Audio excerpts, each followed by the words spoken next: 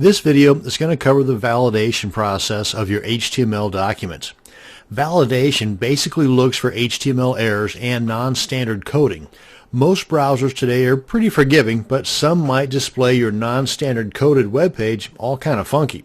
So what I'm going to do here is get this HTML code, and this is an HTML5 document. I'm going to copy this, and we're going to go over to the HTML validator site. That's validator.w3.org. And there's three different ways in which we can validate our web page.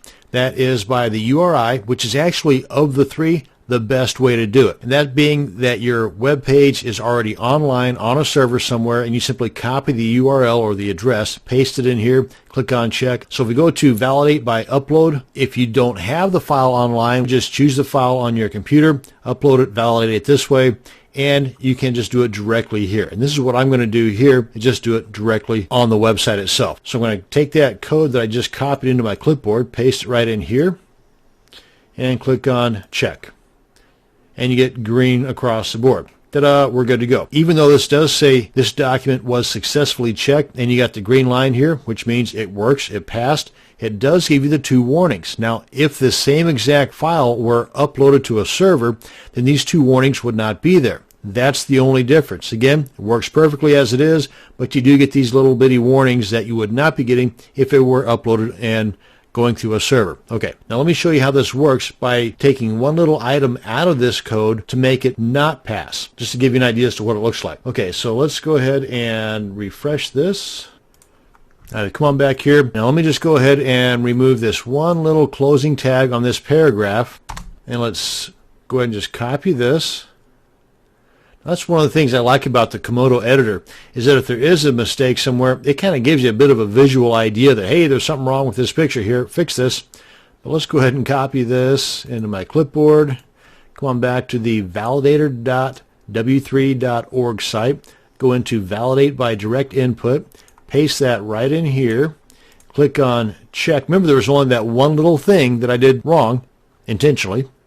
Boom, errors found. You're going to get this red dealie up here, and this says 28 errors. What? There was only one thing that I did wrong. On your web page, when you get it validated, it may say, 500 different errors, but there may only be two or three small items that once fixed will eliminate a majority, if not all of those errors, and a majority, if not all of those warnings. So let's come on down here and see what they have to say, because they don't leave it for you to guess. They do tell you what to look for as far as fixing the problem. Boom, the very first one, line 19. As a matter of fact, if you look through here, every one of these are going to be on line 19.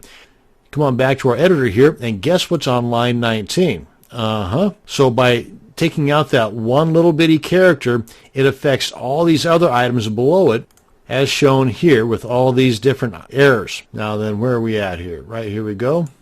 Now, of course, there's no numbers in here. That would make this even better, is that if this were to have the line numbers, that would be pretty cool. We'll just go ahead and change that, revalidate, and there we go. Again, we saw the two warnings, but again, that's because this was not uploaded through the URI. And that's going to bring us to the end of this video on validating your HTML markup. Thanks for watching, and you have a great day.